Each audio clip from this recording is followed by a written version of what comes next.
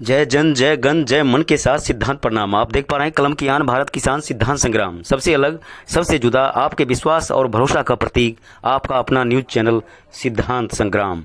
आज सिद्धांत संग्राम की टीम है जाने माने सामाजिक कार्यकर्ता दिल्ली एनसीआर अनंत कुमार सिंह, जिनके सौजन्य से मॉरिश नगर रेजिडेंस वेलफेयर एसोसिएशन जनता के जनपद पर जमीनी सरोकार, क्या पर्यावरण, क्या सामाजिक और क्या कल्चरल, तमाम मुद्दों पर देश की आन मान और शान के लिए समर्पित RWA मॉरिश नगर।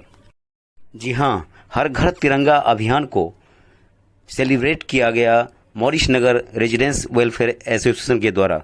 सचमुच में हर घर तिरंगा, हर घर देशभक्ति, हर हृदय में भारत भक्ति की गूंज और लहर, वो लहर जो चंद्रशेखर आज़ाद, भगत राजगुरु सुखदेव और सुभाष चंद्र बोस ने अपने खून और पसीना से सींचा था, और जिस दिन के लिए उन्होंने सपना संजोया था, उस सपना को आगे बढ़ाने की प्रतिज्ञा के साथ रेजिडेंस वेलफेयर एसोसिएशन मॉरिश नगर रेजिडेंस वेलफेयर एसोसिएशन के अनंत कुमार सिंह और तमाम पदाधिकारियों का एक ही सिद्धांत है, किसी शायर के अंदाज में, कि जमाने भर में मिलते हैं आशिक कई, जमाने भर में मिलते हैं आशिक कई, वतन से खूबसूरत कोई सनम नहीं होता, नोटों में लिपट कर मरे हैं कई, मगर तिरंगे से खूबसूरत कोई कफन नहीं होता। सचमुच में देश की आन मान और शान के साथ समर्पित एक संस्था RWA मॉरिश नगर रेजिडेंस वेलफेयर एसोसिएशन। कर्तव्य पथ, चल पथ, कर्तव्यनिष्ठ पथ, सिद्धांत पथ, बढ़े चलो, डटे रहो, कर्तव्यनिष्ठ। मोबाइल में गूगल पे इसमें लगे हुए हैं, उसी खोजबीन में रहते हैं कि कैसे क्या, कि उनको रोजगार चाहिए, अच्छी सोसाइटी में रहने के लिए जगह चाहिए। तो ये सारी चीज़ें उनकी जो है ना इच्छाएँ बहुत ज़्यादा है, और उसको पाने के ललक में वो कहाँ कहाँ क्या करना चाहते हैं। कुछ हो सकता है गलत भी भटक जाते हैं, कुछ सही रास्ते पे भी चलते हैं। अभी न्यू एजुकेशन पॉलिसी आया है, उस पर सारे हमारे यहाँ के जो है शिक्षकगण काम कर रहे हैं हायर एजुकेशन पे जो है, तो उसका क्या इफेक्ट होगा उसको बाद में पता चलेगा। क्योंकि होता क्या है कि जब पेड़ हम लगाते हैं उसका नहीं पता चलता कि क्या हो रहा है, लेकिन आज का जो स्थिति है उसमें बहुत मेहनत करने की जरूरत है, सबको मिल के करने की जरूरत है। जातिवाद, समाजवाद, इस सब से उठ के जो है हम अगर जब तक आगे नहीं बढ़ेंगे तब तक देश जो है विश्वगुरु नहीं बनेगा, किसी भी हालत में नहीं। First of all, congratulations to all of us for celebrating the 75th anniversary of our Independence Day। ये बहुत महत्वपूर्ण है आज के दिन, है ना।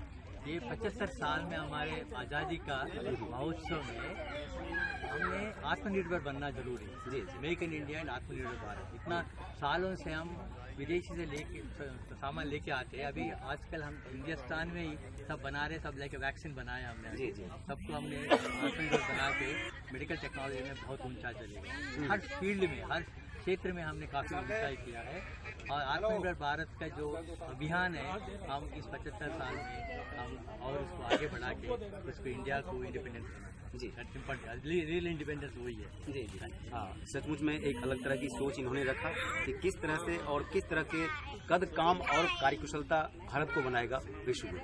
आप झंडा उत्तोलन करते हैं, इस तरह से सांस्कृतिक कार्यक्रम करती आ रही हैं, लेकिन इस बार जो है जश्न आज़ादी 75वां है, तो क्या कुछ खास है देश के लिए, और क्या हम लोग एक प्रतिज्ञा ले सकते हैं अपने झंडा के लिए, देश के राष्ट्रीय एकता अखंडता के लिए?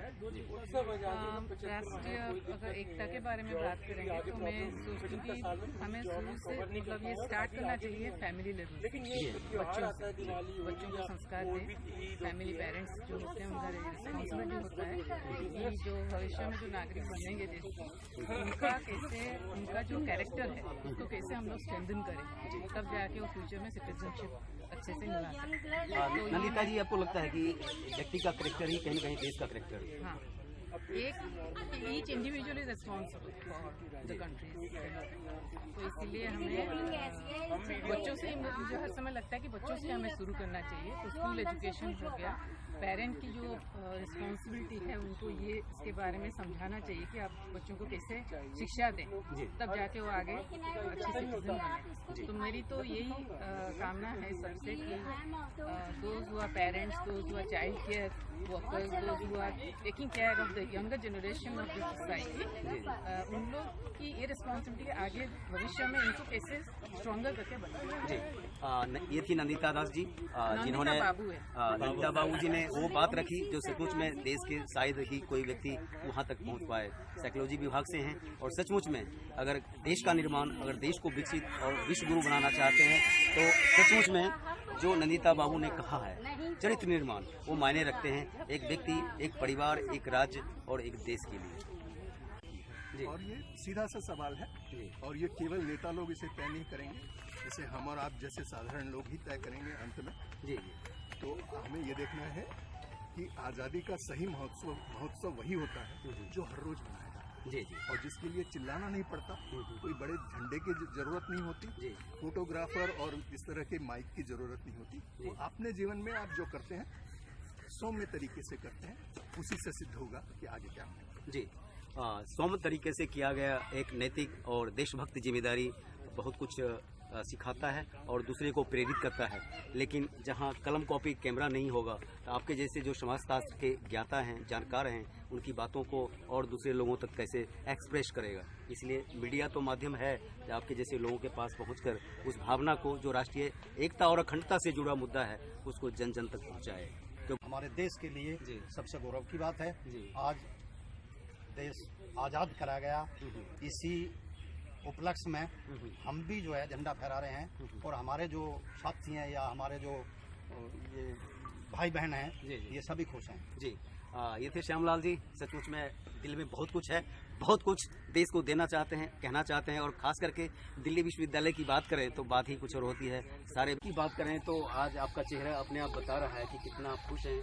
जश्न आज़ादी 75वां। जी या 75वें साल में मतलब इंडिपेंडेंस के मैं बहुत ही गौरव महसूस कर रहा हूँ कि मैं इसका पार्ट बना।